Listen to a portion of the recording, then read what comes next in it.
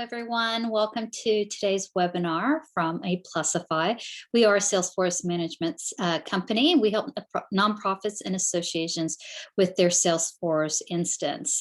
Today's webinar is going to be about total cost of Salesforce, what it takes to manage your entire system. So not necessarily the technology, your license fees, user fees, and all of that you've already probably got well under control. Before we begin today, I do want to go over a few housekeeping items. Everyone will be muted in today's session. We will be recording this session. We'll share the slides, the workbook that we'll go over with you in a couple of days as soon as the recording's made available. If you have any questions, we definitely want to help you out. So feel free to ask your questions or even share your stories in the chat section of the Zoom webinar, or you can also use Q&A. I'll get to them as soon as I see them if I can. And at the end, we'll definitely try to make some time for those.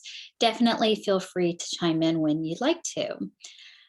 Let's see here. We've got a few people that are attending. While we're waiting on other people to attend, to join us actually, I'm going to launch a poll. Would love to hear about a little bit about you guys, where you are in your budget cycle, and also have you already accounted for the labor costs to manage your AMS or CRM?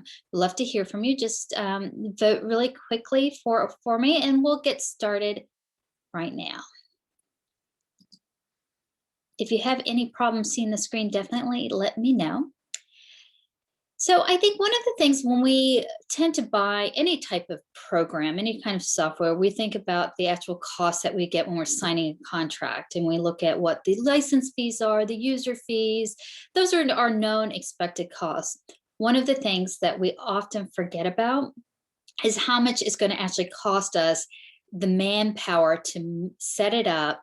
And well, set it up, I think most people think about, but even to the ongoing management of cleaning that data, making reports, making sure your system is up to date with releases, updates, alerts, security patches. It's just all of that work that goes into it.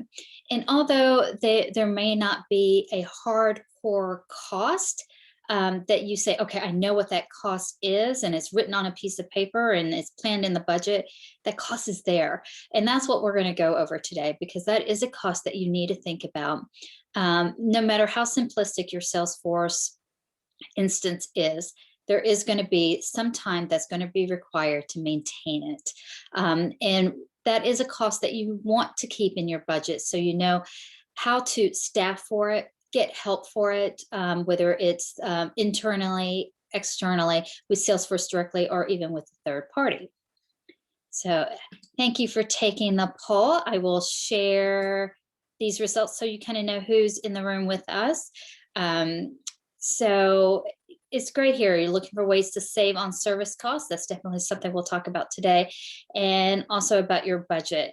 Yeah, I think budgets are something that is ever changing when it comes to software, in terms of adding users, and also these labor costs as well, because a lot of that has to do with what's going on. If it's smooth sailing on rough seas, then no problem. But then if you've come across a crisis or something that needs to be taken care of, then obviously there's going to be more costs. Now, I look at it just like you're buying a home. When you buy a home, you've got your set cost of the house.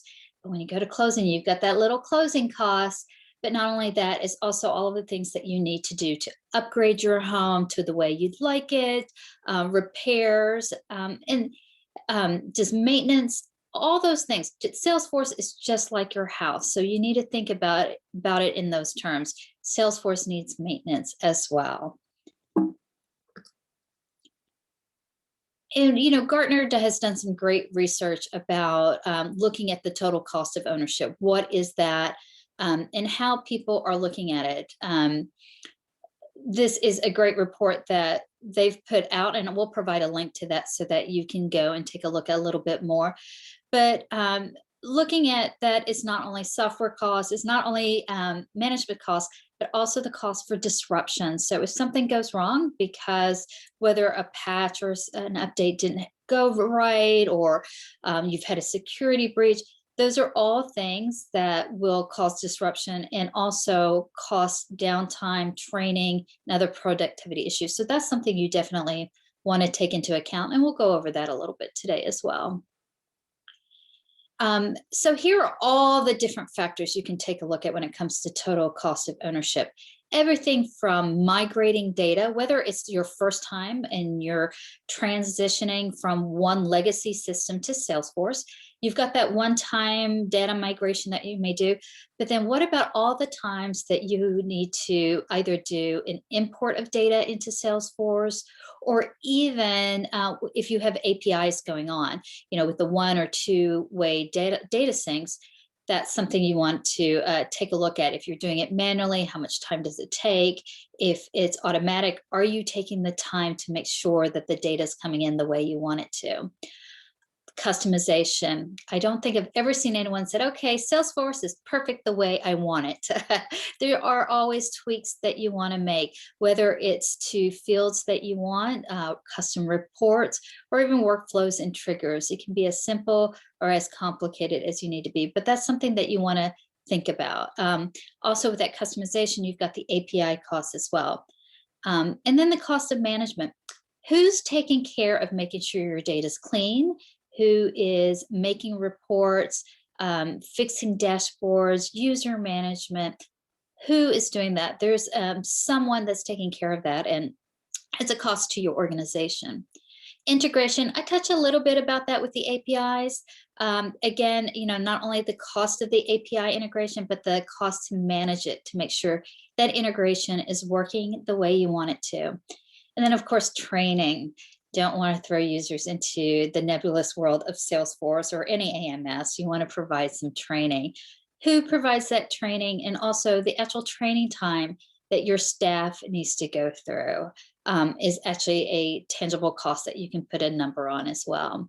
And then the cost of disruption. Nobody likes to think about it, but it's something that we've got to keep in the back of our mind and be prepared for, because it could happen. And the more you're prepared for that, the less of a disruption it will be. Let's talk a little bit while we're on disruption. Let's get it out of the way. It's kind of a nasty little topic. So here, I love this diagram by Project Management Institute. It just kind of shows the chaos of when something goes awry, something happens. It's, who's identifying the problem, we're finding the root cause analysis of it, where's it coming from, and just going through the process of fixing, training, and it's quite the process, right? So again, what I like about this image is that it shows you the magnitude of how much a small problem might become disruptive to your organization. And then, of course, whenever you do have a problem, you want to make sure you go into a postmortem and try to figure out, okay, we dealt with the problem, we've got past that, but we need to figure out, how do we make sure that doesn't happen again? And here are some of the questions when gather your teams around, whether they're technical or not users. Users will always have great insight into how issues can affect them, different disruptions can affect them. So definitely go into detail. These are just a few questions that you can ask, but these will also help you identify the number of hours that was causing the disruption. How much time did it take for people to do workarounds? How much time did it take away from their other tasks? What did they have to do to step up their game to help members or donors? It's all part of that discovery of how much did it affect your organization, and what can you do to not have it happen again? Now here, in terms of evaluating what those costs are, let's take a look at some of those items. So you've got, when a disruption happens, you've got staff that's overtasked. So not only do they have to worry about the job that they're doing today, they've got to worry about how to troubleshoot, work around the problem that has occurred. And a lot of times what happens is that it's got to both have to happen at the same time, the current work and the working with the disruption. So what does that happen? That overtask your staff and affects your retention, affects the quality of work. And nobody wants that. To hire a new person that a valued person onto your team, to have to recruit, hire, and train, that's just time your organization most likely doesn't have. Plus, it's just you want to make sure you take care of your staff. They work hard to do what they do, and you want to make sure that you're taking care of them in ways that you can. Another thing with taken away from their core duties. So if they're not doing what they were, what they're tasked with doing, that means something is not happening, whether it's attending to member needs or processing donations. All of those things will have an effect on the organization. And again, that's when the member and donor experience declines. You don't want any internal issues having an external appearance. You kind of want to do a crisis control there. Make sure your members are still able to access your site, process renewals or donors with donations. You still want to make sure that they have faith in the organization, that their experience is still, best in class. That's something that is important for every organization, as that's most of what all of our missions are about our members or donors or key stakeholders and those that we service. And then, with disruption, we're trying to find ways to work around a problem. Disruption doesn't have to be as major as a security breach. It could be as easy as an API integration gone wrong, where it's putting in data in the wrong fields. So in that example, what's happening is if you get data in the wrong fields, somebody has to go and fix that. So that's kind of where I'm coming from with duplicative work, causing confusions within the system. Again, it's not only time, but it's also frustration that's happening there. So those are some of the things that when we talk about disruption, why you want to avoid it, some examples of what they are. Let me jump over to the actual valuation, because I think that's where most of you are probably most interested in. And, honestly, I think you guys have probably done this to some extent. Let me switch my screen over to my Excel document, and I will make sure you get a copy of this. So in this Excel document, it's a workbook, and it's got 3 tabs: a summary, the cost of management, and cost of savings. So in the summary document, these are all have calculations and formulas that you'll be able to use. These will be looking at the cost of management from a staff, training, your contracts, your consultants, and we'll all roll up here and we'll go through that, that actual practice of trying to calculate that. So if we go over to the cost of management tab, we're going to walk you step by step here. So what this does is basically what we're trying to figure out is how much time does your staff spend or your consultants spend on managing Salesforce, and trying to figure out what that number is. Not only the time, but actually putting a dollar figure to it. So here we want to look at if you're lucky enough to have a sales administrator or someone who acts as a Salesforce administrator, we'll put in all of their information here. So Salesforce administrator, let's say their job is purely to do Salesforce. So we're going to put 100% of their time is dedicated to managing Salesforce. And I'm actually going to make this a little bigger in case you need to see a bigger screen here. Okay. And then here we want to indicate, is this an hourly employee or annual? It just depends on how you have those numbers handy. We wanted to make it easy for you. So let's say hourly. And we're going to put in for the hourly salary, let's say it is $125 an hour. That seems like quite a bit, and it calculates the annual salary. Let's see here. I believe I have here. Let's see here. Let us put in $100 an hour. It still seems extreme. $85 an hour. So this is a Salesforce administrator who has certification, who is very much an IT professional. What we also do is we calculate the benefits. This is one place a lot of people forget to add that calculation in. If this is a number you don't have from your HR, no problem. We've actually calculated this. This number is calculated based on a Department of Labor statistic that is provided, saying that the employer cost for benefits based on your salary. So we've actually provided a link in case you wanted to have some detail about that, but that calculation is here. So we have a total annual cost for Salesforce administrator for this organization is $256,000. They're spending 100% of their time. Now, they're not the only ones spending time on Salesforce. You also either probably have a fundraising coordinator, a membership coordinator, marketing coordinator. There's someone that is doing data entry, that is sending out email campaigns, running reports. Those are the type of people that you want to put in here. And we've allowed for additional lines to put those.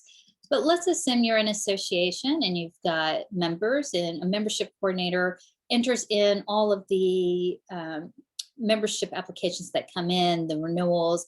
And let's say they spend 50% of their time inside of Salesforce. And let's say this person is hourly, or let's say, actually, let's do hourly, and they're getting paid $20 an hour. This is not a salary that you would see in the DC area, but I think you get the point in terms of how to calculate that. So again, you can do hourly, you can do annual, just whatever information is at your fingertips. So we've added that too. So that's 50% of that person's time. Their annual salary is $41,000, and we see that their total annual cost is $60,000. So this organization is spending $316,000 just on staffing to manage Salesforce. For some organizations, that's quite a bit. Those that are, especially during these times when donations are not at its peak, it's not what it used to be, and memberships are also declining, whether that's because you've reduced your membership fees or people are just having a tough time renewing at this time. I'm hoping that it will all soon be on its way up here soon. So that is how you calculate for your annual cost for staffing. But that doesn't stop there. It's not actually just their salary, but you got to think about certifications and trainings. And depending on at what level, your Salesforce administrator will need certifications and training that keeps them up to date with Salesforce. Salesforce is always changing. It's updating, become more innovative, so many tools. Only way to keep up with it is to do training and certifications.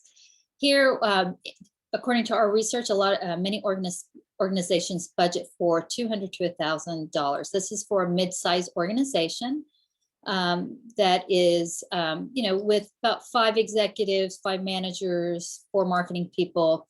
You kind of get the gist here. This is how we came across that calculation based on our research. So let us say that for certifications, let's go mid-range and let's say $750.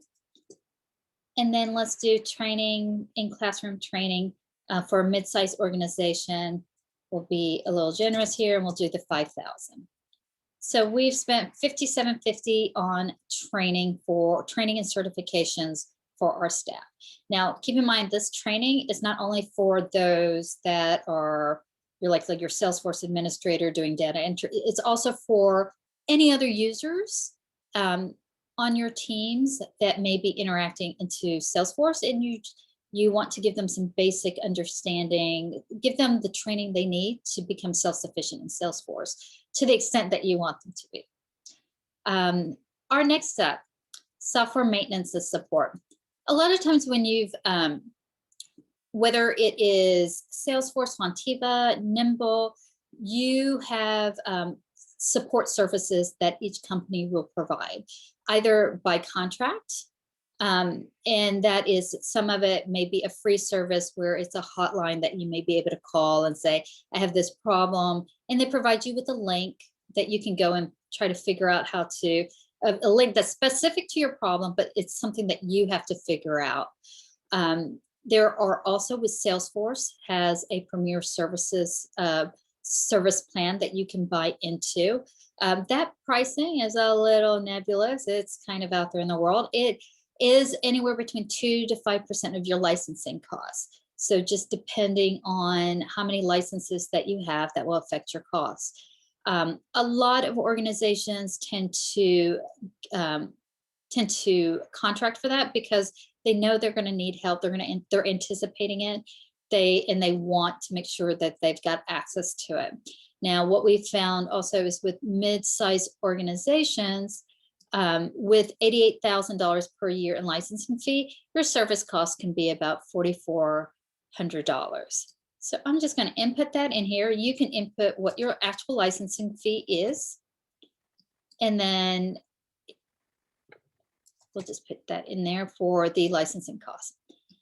Now, a lot of organizations already know that they're going to need a lot of support, more than what their contract has. So think about, don't put it out of your budget, because if it's not in the budget, it's harder to get that money from your leadership, from your board, whatever key stakeholders approve it. Get it in the budget if you can. Make it, fatten up your budget so you can tap into that and you're not left wondering how are you going to get help, right? So definitely put in some amount in there that you think you're going to have. Doesn't have to match it, but at least put something in there to keep it in your mind. And if you've never done this before and it's the first time you put it in the budget, the first time may be a little bit of a shocker to your executives and you've got to explain what this is. However, the next time you actually can account for that money in your end of year review. You can actually put in a line item and say, this is how much I spent, just to kind of prove your point that you need those funds available. And it'll be that much easier for you, hopefully, to get that amount approved, if not a much larger amount, so that you've got the support you need for this really great, powerful tool that you've invested in. So there we go. We've got the software maintenance support. Now for consultants. Two types of consultants. I'll get into a little bit about our model, but most consultants will give you a contract. They'll say how many hours. They charge by the hour. Most consultants that we've come across charge anywhere from $175 to $250 per hour. We'll go on the low side here. So you've got a really friendly consultant, and let's say they give you 50 hours per month. And then that means if they're giving you 50 hours, sorry, I got this backwards. Number of hours is 50 hours and the hourly cost is $175. My apologies. So your total cost for the year for help with a consultant for 50 hours a month is $105,000, which may seem a lot, but that's support that's provided to you of consultants that are experts in Salesforce. They're not charging you for their training costs. They're experts that all of that's packaged in their hourly rate. So what might take a staff person on your team 5 hours to do something, it may take a consultant a lot less, an hour, to do that. So you've kind of got to balance those out. And that's part of the exercise of going through this, is being able to see what is that cost? Because if you don't actually go through the practice up here of knowing how much time someone is spending on Salesforce, you'll never be able to compare apples to apples in terms of what the consultant's bringing you and what someone on staff that's not as skilled can bring to you. And then at least you have the information to determine whether that's a valuable use of your staff time to research, try to figure out how to do something in Salesforce, or would you rather, is it more important to be more efficient and get a consultant that can do that? Now, I will caution you here, not all consultants are the same. Also here with this software contract. So you have consultants that will provide you with advisory support and say, okay, you have this problem. This is how I would fix that problem. And they'll give you all the resources, links to go fix the problem, but yet the accountability to fix that problem is in your basket. You've got to actually take care of that. That's one set of consultants. The other set of consultants are the to-doers. They will actually take your problem and they will fix it for you. And if you are a lean organization without a lot of tech staff, to me, that sounds like a really good plan, because I don't know about you. I don't want to sit and struggle and trying to figure out how to do some coding that I do not understand and could possibly ruin my Salesforce instance. My team only lets me do so much in our Salesforce. And again, if you're under contract, there are overage costs here as well. So definitely take a, this just a spreadsheet to kind of help you take a look at, actually identifying what those costs are. Now let's look at cost savings. Now I talked a little bit about looking at your staff costs versus the consultant's costs and looking at the efficiency. If you've got staff that's not as experienced as your consultant, it may take them twice as long. So actually looking at that number and trying to figure out what may be a better way. But you know what? It doesn't mean that you have to do all one way or the other. You can do a combination, figure out what your staff is good at, and or give them the training to support them in those as well. One second here, I've lost my chat. Someone's asked a question here. Let's see here. I want to make sure that we attend to questions as we see them. Oh, there we go. I do have someone asking a question. Do you have any advice about selecting an international consultant from India at a fraction of the hourly cost? Absolutely. And again, not all things are equal, but what you want to take a look at with the outsourcing, and this is the same with any consultant, whether they're based out of the US or overseas, you want to see one, are they an expert in Salesforce? We're specifically talking about Salesforce today. There is a difference between someone who is good at databases or AMS or CRMs and those that are good with Salesforce. Those that are expertise, Salesforce certified developers, they know Salesforce. That's what they know. They do. They're in it every day. They're not trying to figure things out. The other thing is also, you want to make sure that time-wise is having a consultant work within your time zone during your business hours. Is that important for you? If that is important for you, definitely bring that up in discussions when you're talking with them during that sales cycle, right? Ask them what timings are they available, how often they're available. A lot of companies like ours, we have developers that work day shifts and night shifts. So depending on where you are in the world, we typically can service people in any time zone. For our US clients, our developers work night in India, so daytime here, which is really convenient because if you've got a problem of the hour and you need help, you don't want to wait another day. You've got a developer there that can help you. But that model is not, that's just a question that you want to ask when you're searching for a consultant. Another thing is about communication. How does that consultant communicate with you? Whether that's US based or overseas, that's something you want to know. Do they do it? Is it all by email? Is there a ticketing system? We actually use Jira, where our clients go in, they put in all of, whatever errors, questions they have, things that need to be fixed. It's all trackable. So there's a lot of transparency, a lot of accountability in terms of what work is being done and how long it takes to get there. So ask your consultant that as well. Again, it's about a relationship, right?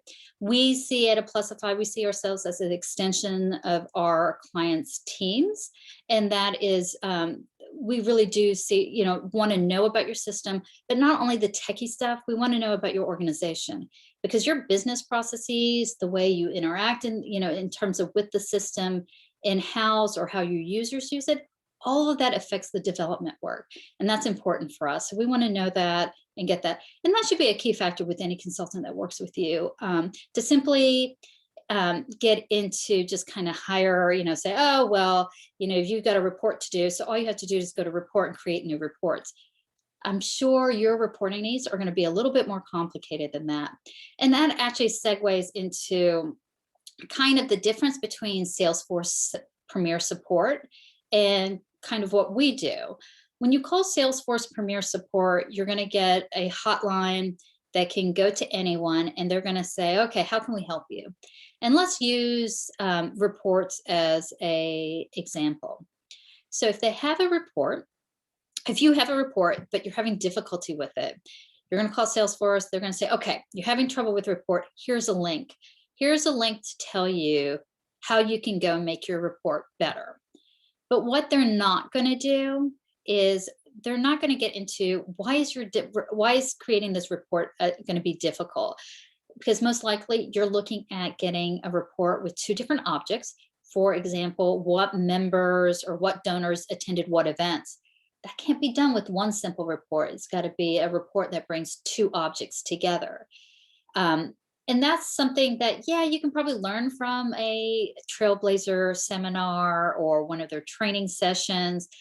But what we do at Applusify is not only kind of tell you how we're going to do it, but also do it for you, because time is precious. You probably needed this report yesterday. And that's what we're all about, is making sure we can actually do that for you. There's really no test that's beneath us. So the cost, we talked a little bit about the cost in the previous tab, where it is 2 to 4% of your licensing fees. Now with Salesforce Premier Support, that's how it is. With Applusify, we actually sell you buckets of time between $60 to $65 per hour. And that's it. That's for 50 hours a month or 100 hours a month. But what happens there is you're not paying for our licenses. You're not paying for our training, because we train our own people. Especially, we have a whole team we have 200 developers, many of them various levels of Salesforce certifications, as well as Fontiva certifications, but a whole team that's also dedicated to nonprofits and associations. So they know what is important to your organization generally, right? What's important to keep members happy, making sure that donations are processed properly, communications are personalized, renewals are done. Just they understand a lot of what goes into not only managing your Salesforce, but within your organization as a nonprofit or an association. So those rates can be very different. But what's great about those rates that we can offer is that that's for whether it's 50 hours or 100 hours a month. It's cheaper than hiring a full-time employee to manage your Salesforce. It is almost impossible to come across.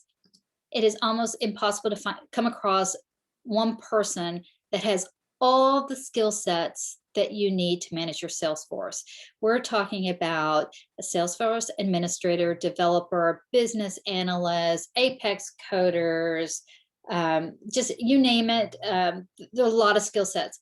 What's great about having access to a consultant team, a development team like ours, is that we've got all of those skill sets, and we're able to bring those skill sets to the table without an additional cost. The cost stays the same. So the great thing is that you're not having to hire a full-time Apex coder when you probably only need Apex coding 5 hours a month or whatever that number is. But this is giving you the skill sets that you need when you need them, at a budget that you can afford. Because the last thing you want to do is hire a team of 10 developers with all these different skills, and you're not utilizing them fully.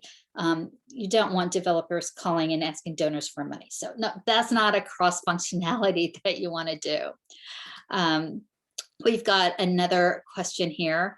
It is, what is the best way to recruit for and find a Salesforce administrator as on staff? Are there certain schools, listservs, et cetera? Can consultants make referrals? Absolutely. There are consultants that will, if their role is just to be an advisor and they've got colleagues, referrals, they can obviously refer those people to actually do the work. Now, Salesforce actually has on their portal all of the trainings and certifications. So there are lists of people, there are listservs within Salesforce where you can go and look for people that have those skill sets. Also when you're looking, you can do kind of what in the gig economy now of looking on places like Indeed, posting positions, if they're freelance or full-time, posting positions there and saying what you really require. And if it's not full-time, then you can definitely put that out there in the world. But those are some places I would look. Definitely on salesforce.com and Trailblazer and the group chats there, and also nonprofit portals. You may also, with organizations like n10.org, nonprofit that focuses on technology, they've got some community portals there as well, where you can go and try to find out what other nonprofits associations are doing for freelance work, or what skill sets they're looking for. But definitely those are opportunities out there. I think having a referral from someone that like a consultant will probably come best in hand, because they have already and they've heard what your needs are and they can make those recommendations as well. But definitely, when you're looking for someone, and if it's a freelance, make sure that they've got the time to dedicate for you. Make sure they understand what your needs are, and how responsive you need them to be.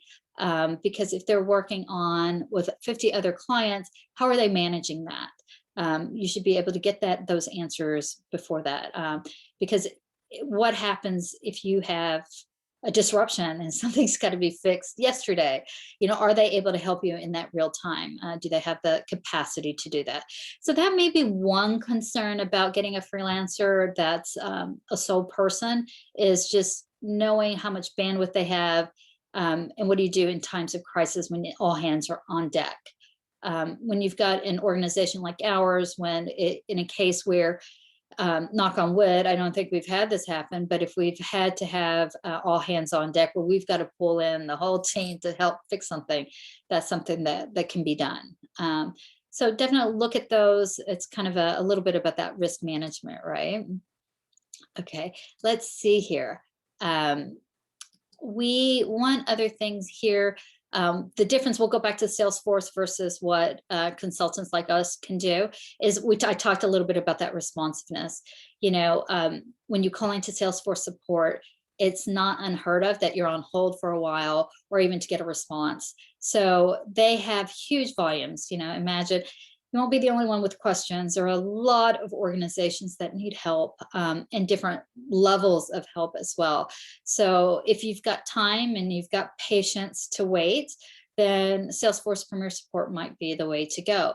But if you're looking for someone to help get to you faster, that's dedicated to and already knows a little bit about your organization, then look for a resource like a Plusify, or even a staff that has already spent the time to know what you're talking about. So if you call in and say, well, I want to pull this report between my donors and events, then we don't have to ask the question, well, our events, do you have an API? We already know that because we've been working within your system. So just kind of another advantage to having more help that's dedicated and more customized to you. Now, the last piece is scalability. And I talked a little bit about that in disruption, but it doesn't have to be in time of disruption. So let's think if you've got a new API that you want to integrate, but you still have, let's say you already have a team that's, kind of doing your data management in terms of cleaning the data, creating reports, and that's just routine work that needs to happen, right? That somebody has to be doing it. And if you're not doing it, oh, we need to have a whole nother conversation, because you got to make sure your data's clean, your reports are working. Otherwise, your investment in Salesforce you're not maximizing it. So that's a whole nother webinar. I can give you links to that if you'd like. But so you've got that routine work happening.